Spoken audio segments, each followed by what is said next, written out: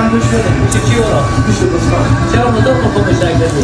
این گپ بده رو چه گپ کنی؟ آقا موتور روشن بود چرا یک سوار میشه میرسه؟ سری برای بیشتر گوش بده. برو موتور انا من دولار میه چه ورا چی میگی؟ چی میشه میرم ورا؟ درست نی آقا برو سوار شد انا من دولار میه میشه چه ورا؟ نه همین سنا تو مثلا میپرسی میرم من دولار سه گوش کن نه من تو قناعت کن تو میه پیش میشه قند میکنی میگی موتور مگو بودم میگی بودم میگی نشان بودم او نمیدونی موتور رو خاموش چی ما بودم؟ لا لا لا کار کار درست برو خاموش کن هیچ گپ کنی بیا